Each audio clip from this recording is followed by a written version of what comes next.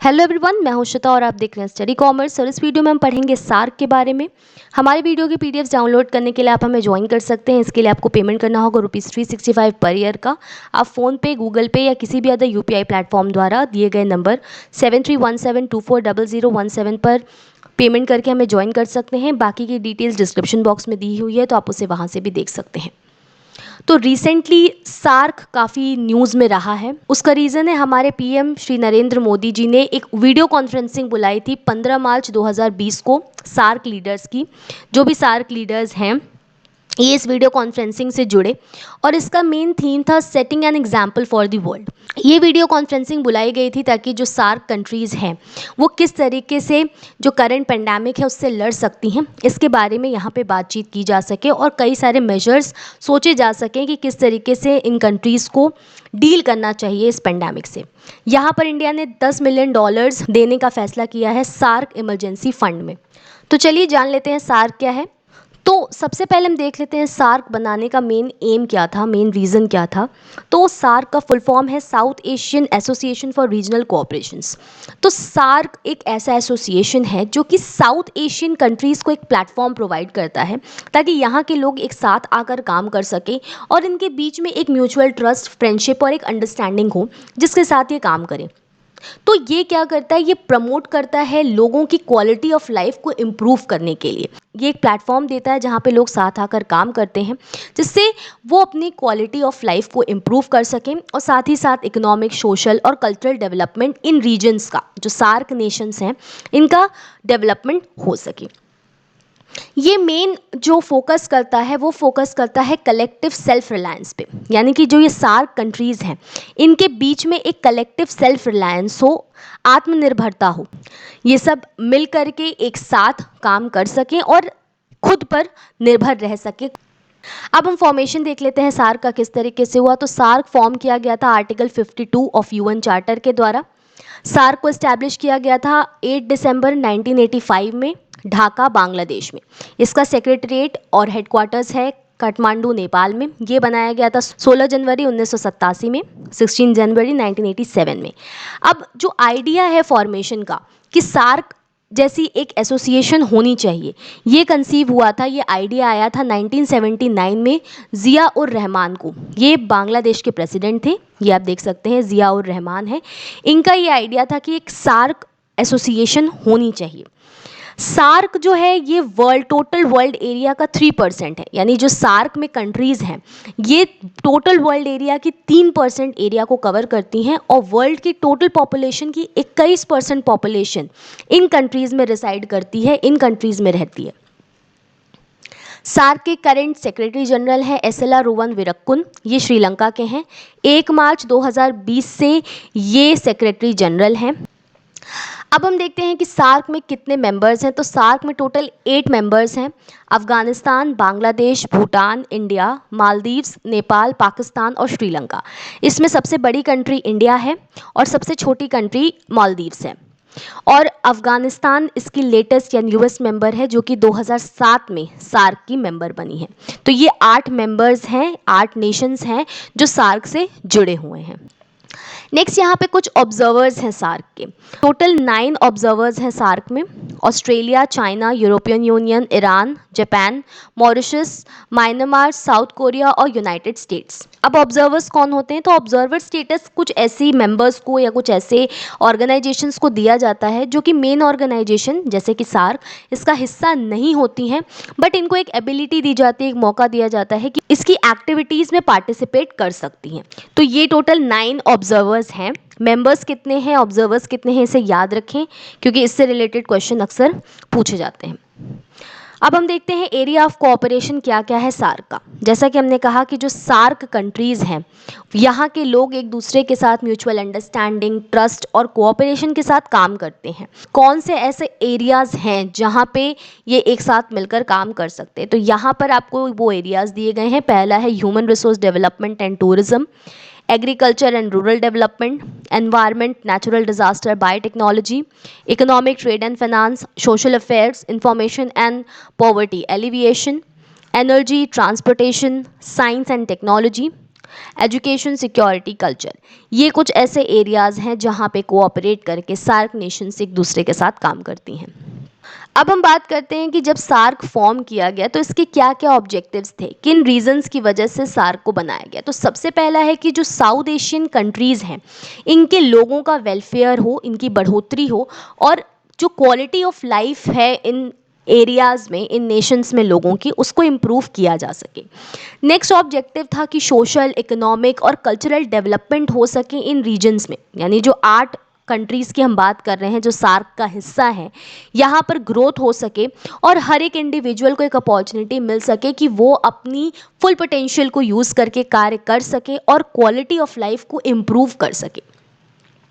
Next है collective self reliance को promote करना और इसको बढ़ावा देना। कलेक्टिव सेल्फ रिलायंस का मतलब क्या है कि जो साउथ एशियन कंट्रीज़ हैं ये आत्मनिर्भर हों, एक साथ मिल कर के काम कर सके, खुद पर निर्भर हों, खुद के रिसोर्सेज पर निर्भर हों और मिलकर काम कर सकें। नेक्स्ट है म्यूचुअल ट्रस्ट, अंडरस्टैंडिंग और एप्रिशिएशन के साथ काम कर सकें और साथ ही साथ ये नेशंस एक दूसरे की प्रॉब्लम्स को समझ सकें। जो ये 8 नेशंस हैं ये एक दूसरे की प्रॉब्लम्स को समझें। कोई ऐसा कंट्री है जिसको प्रॉब्लम्स हैं तो उसको बाकी लोग मिल करके उसको सॉल्व करने में उसकी हेल्प करें। करंट पेंडेमिक में ये कंट्रीज़ एक दूसरे की हेल्प कर रही हैं, जहाँ ज़रूरत हो रही है वहाँ मेडिसिन, डॉक्टर्स, ये सब प्रोवाइड कराए जा रहे हैं ताकि जो ये सिचुएशन है इससे लड़ा जा सके। नेक्स्ट ऑब्जेक्टिव है इसका सोशल, कल्चर, इकोनॉमिक और टेक्निकल फील्ड्स में एक्टिव कोलैबोरेशन और म्यूचुअल असिस्टेंस करना, यानी कि कुछ कोलैबोरेशंस करके इन फील्ड्स में खुद को आगे बढ़ाना और एक दूसरे की सहायता करना। इसका आप एग्जाम्पल ले सकते हैं, एक स्टॉर्म प्रोग्राम बनाया गया है जिसका फुल फॉर्म है severe thunderstorms observation and regional modelling. ये जो एक प्रोग्राम है ये बनाया गया है नेपाल, इंडिया, भूटान और बांग्लादेश के बीच में। ये जो स्टॉर्म्स आ रहे हैं, जो आंधी आती है, ये जो सीवियर टाइप का स्टॉर्म है, स्टॉर्म के प्रिडिक्शंस को इम्प्रूव करने के लिए इस प्रोग्राम को बनाया गया है। नेक्स्ट है आपका strengthen cooperation with other developing countries. जो अदर डेवलपिंग कंट्रीज़ हैं उनके साथ भी कोऑपरेट करना। इसके अलावा एक दूसरे का कोऑपरेशन करना इंटरनेशनल फोरम्स में और ऐसी जगह जहाँ पे इनका कॉमन इंटरेस्ट है वहाँ एक दूसरे के साथ कोऑपरेट करना। और इसके अलावा ऐसे इंटरनेशनल और रीजनल ऑर्गेनाइजेशंस जिनका सिमिलर एम हो, सार्क के साथ सिमिलर एम और पर्पस है, उनके साथ भी कोऑपरेट करना। ये वन ऑफ द ऑब्जेक्टिव है सार्क का। नेक्स्ट है सार्क के कुछ प्रिंसिपल्स हैं, sovereignty, equality, territorial integrity, political independence और non interference in internal matters of the other states and mutual benefits. यानी कि इक्वालिटी के साथ, सोवर्निटी के साथ, पॉलिटिकल इंडिपेंडेंस के साथ कार्य करना है और साथ ही साथ जो भी कंट्रीज़ हैं इनके इंटरनल मैटर्स में कोई भी इंटरफियरेंस नहीं करनी है। नेक्स्ट है बाइलेटरल और मल्टीलेटरल जो कोऑपरेशन है इसका सब्स्टिट्यूट नहीं है सार्क।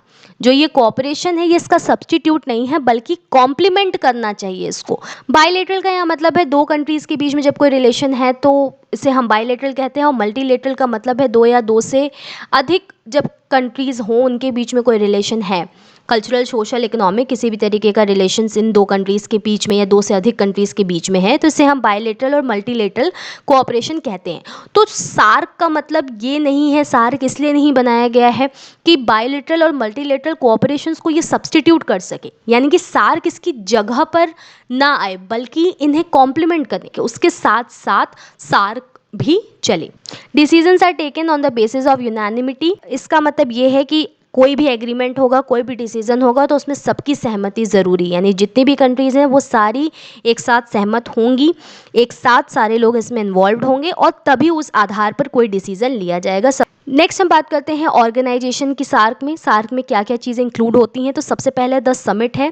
समिट क्या है? तो समिट एक हाईएस्ट अथॉरिटी है एसोसिएशन। जितनी भी स्टेट्स हैं उनके जो हेड्स होते हैं उनके पास ये अथॉरिटी होती है, यानी कि हर कंट्री का जो हेड होगा, किसी कंट्री के प्रेसिडेंट होंगे, फॉर एग्जाम्पल इंडिया के पीएम जो होते हैं वो हेड होते हैं समिट में। तो जो हाईएस्ट अथॉरिटी है वो हेड्स के पास होती है और ये समिट एनुअली किया जाता है।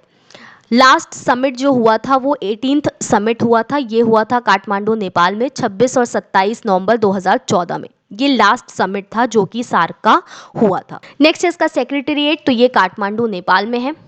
नेक्स्ट है काउंसिल ऑफ मिनिस्टर्स। इसमें जितनी भी स्टेट्स के फॉरेन मिनिस्टर्स होते हैं वो इसमें होते हैं। करंट में इंडिया के फॉरेन मिनिस्टर हैं डॉक्टर सुब्रमण्यम जयशंकर। ये वीडियो मैं 22 अगस्त 2020 को बना रही हूँ, तो अगर इसके बाद आप जब भी इस वीडियो को देखें तो उस समय करंट में कौन से मिनिस्टर हैं ये आप देख लें। नेक्स्ट है इसका मीटिंग साल में 2 बार होता है। अब ये काउंसिल ऑफ मिनिस्टर किन किन चीज़ों के लिए रिस्पॉन्सिबल है, तो ये पॉलिसीज़ बनाती है, प्रोग्राम्स बनाती है, इसके अलावा जो प्रोग्रेस हो रही है उसको देखती है। इसके अलावा कौन कौन से और नए एरियाज़ हो सकते हैं कोऑपरेशन के जहाँ पे मिलकर सार्क कंट्रीज़ काम कर सकती हैं, इन्हें देखती हैं। और कोई भी एडिशनल मैकेनिज्म है, कोई भी एडिशनल अगर कोई इंस्टीट्यूशन बनानी है तो उसे ये देखती है। नेक्स्ट है स्टैंडिंग कमेटी। स्टैंडिंग कमेटी में फॉरेन सेक्रेटरीज, जो भी मेंबर स्टेट्स हैं इनके फॉरेन सेक्रेटरीज इसमें होते हैं। करंट में इंडिया के फॉरेन सेक्रेटरी हैं श्री हर्षवर्धन श्रिंगला। अब स्टैंडिंग कमेटी का क्या काम होता है, तो ये जितने भी सार्क प्रोग्राम्स होते हैं इनको कोऑर्डिनेट करती है, इन्हें देखती है।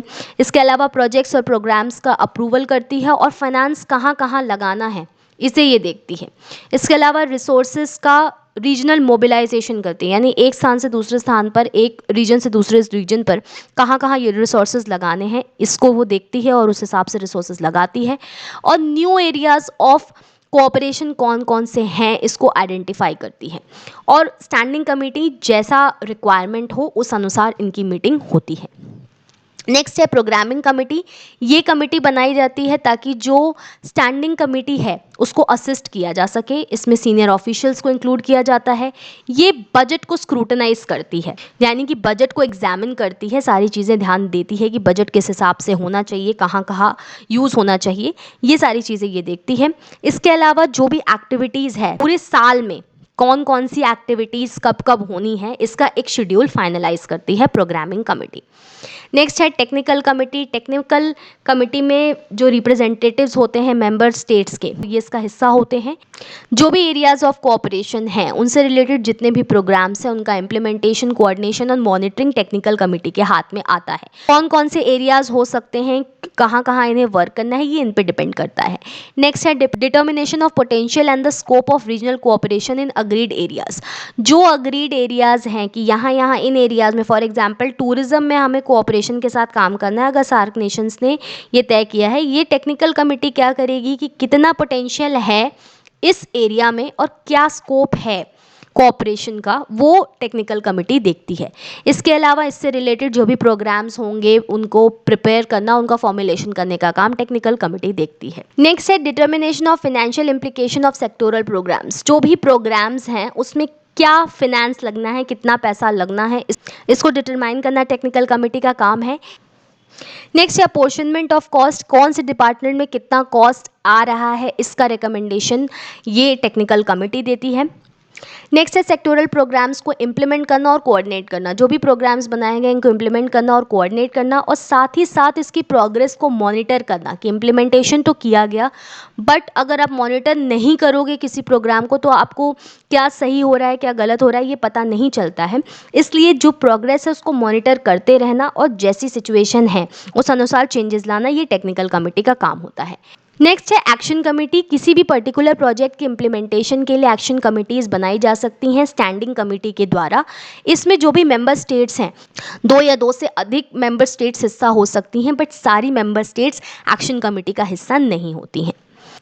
सार्क के कुछ रीजनल सेंटर्स हैं। इंडिया में 2 रीजनल सेंटर्स हैं, सार्क डॉक्यूमेंटेशन सेंटर और SAARC disaster management centre. SAARC documentation centre New Delhi में है और SAARC disaster management centre Gujarat में स्थित है। नेक्स्ट है सार्क की कुछ स्पेशलाइज्ड बॉडीज हैं। पहला है सार्क आर्बिट्रेशन काउंसिल, ये पाकिस्तान में है। दूसरा है सार्क डेवलपमेंट फंड, ये भूटान में है। नेक्स्ट है साउथ एशिया यूनिवर्सिटी, ये इंडिया में है। और लास्ट है आपका South Asian regional standards organisation, ये बांग्लादेश में स्थित है। नेक्स्ट हम आते हैं सार्क के समिट्स पे। सार्क का सबसे पहला समिट हुआ था ढाका बांग्लादेश में, ये 7 और 8 दिसंबर 1985 में हुआ था। इसमें स्टैंडिंग कमेटी का अप्रूवल, सेक्रेटरीट कहाँ होगा, एम्बलम क्या होगा, ये सारी चीज़ें डिस्कस हुई थी। इस समय पीएम राजीव गांधी थे। अब हम बात करते हैं कुछ पर्टिकुलर समिट्स की जो इंडिया में हुई थी। सेकेंड समिट इंडिया में हुआ था, ये हुआ था 17 से 18 नवंबर 1986 के बीच में बेंगलुरु में। इस समय भी पीएम राजीव गांधी थे। नेक्स्ट है 8th समिट, ये हुआ था 2 से 4 मई 1995 में न्यू दिल्ली में और इस समय पीएम थे पीवी नरसिम्हा राव। और 14th समिट हुआ था 3 से 4 अप्रैल 2007 के दौरान न्यू दिल्ली में। इस समय पीएम थे doctor Manmohan Singh. Last summit 18th summit हुआ था, जिसके बारे में मैंने आपको स्टार्टिंग में ही बताया। इस समय पीएम नरेंद्र मोदी जी थे और ये लास्ट समिट है जो कि सार्क का हुआ था। अब 16th समिट है एक सार्क का, जो कि one of the important summits माना जाता है। ये समिट हुआ था थिम्पू, भूटान में 28 से 29 अप्रैल के बीच में। ये एक इम्पॉर्टेंट समिट इसलिए है क्योंकि ये सिल्वर जुबली था सार्क का, यानी सार्क के 25 ईयर्स पूरे हुए थे इस समिट के दौरान। इसका सेंट्रल इशू था क्लाइमेट चेंज। क्लाइमेट चेंज के बारे में डिस्कशन हुआ था इन साउथ एशियन कंट्रीज़ में, किस तरीके से इसे देखा जाएगा, ये एक मेन सेंट्रल इशू था। और थीम था इसका towards green and happy south Asia. तो 16th summit one of the important summit है क्योंकि यहाँ ये समिट था सिल्वर जुबली का। इसमें कई सारी चीज़ें जो क्लाइमेट चेंज है, जो कि ये सेंट्रल इशू था, इससे रिलेटेड कई सारी चीज़ें इसके दौरान डिस्कस की गई थी। इसके अलावा एक 19th समिट था जो कि होना था इस्लामाबाद, पाकिस्तान में 15 नवंबर से लेके 19 नवंबर के बीच में 2016 में ये होना था, लेकिन ये कैंसिल हो गया, ये नहीं हो पाया due to Uri attack. India ने इसे बॉयकॉट किया था और बाकी कंट्रीज़ के भी बॉयकॉट करने के बाद तो ये 19th समिट फिर नहीं हो पाया। नेक्स्ट है यहाँ पे साफ्टा, ये है South Asian free trade area. ये अग्रीमेंट पास हुआ था 16 जनवरी 2004 में और ये इन्फोर्समेंट हुआ था इसका 1 जनवरी 2006 में। इसको क्रिएट किया गया था 12th सार्क समिट में, जो कि इस्लामाबाद, पाकिस्तान में हुआ था। ये इसका मेन जो रीज़न था क्रिएट करने का, वो है फ्री ट्रेड एरिया को डेवलप करना या फ्री ट्रेड एरिया को क्रिएट करना। फ्री ट्रेड एरिया का मतलब है कि जो टैक्सेस हैं, जो टैरिफ्स हैं, जो बैरियर्स लगाए जाते हैं गुड्स और सर्विसेज के ट्रेड पर, इसको रिड्यूस करने के लिए ये यहाँ पर अग्रीमेंट बनाया गया था। जो कस्टम ड्यूटीज़ है यहाँ पर एग्री किया गया था, जो ट्रेडेड गुड्स हैं इसमें कस्टम ड्यूटीज़ को ज़ीरो करना इन कंट्रीज़ के बीच में 2016 तक। मेन ऑब्जेक्टिव साफ्टा के क्या क्या है ये हम देख लेते हैं। तो सबसे पहला है promote competition in the area and provide equitable benefits to the countries involve. जो कंट्रीज़ हैं इनके बीच में कंपटीशन को प्रमोट करना और सबको बराबर बेनिफिट्स मिल सके, इस चीज़ को देखना, ट्रेडिंग को बढ़ाना और इकोनॉमिक कोऑपरेशन को इंक्रीज़ करने के लिए ये साफ्टा बनाया गया। इसके अलावा टैरिफ और जो अदर बैरियर्स हैं जो ट्रेड पर लगाए गए हैं, जो ट्रेड बैरियर्स हैं उनको रिड्यूस करना। इसके अलावा जो लीस्ट डेवलप्ड कॉन्ट्रैक्टिंग स्टेट्स हैं इनको स्पेशल प्रीफरेंस देना। लीस्ट डेवलप्ड कॉन्ट्रैक्टिंग स्टेट्स का मतलब है कि यूएन के द्वारा ऐसी कोई स्टेट, ऐसी कोई कंट्री जिसको लीस्ट डेवलप्ड कहा गया है, लीस्ट डेवलप्ड माना गया है, ज़्यादा स्पेशल प्रेफरेंस देना है। यानी कि जो नेशंस इससे जुड़े हुए हैं उनमें जो लीस्ट डेवलप्ड स्टेट है उसको ज़्यादा से ज़्यादा हेल्प प्रोवाइड करें। तो ये कुछ ऑब्जेक्टिव्स हैं साफ्टा के। तो आज के इस वीडियो में हमने सार्क के बारे में पढ़ा। इसके अलावा और भी अदर एसोसिएशंस हैं जिनके बारे में हम आने वाले वीडियोस में पढ़ेंगे। Thank you.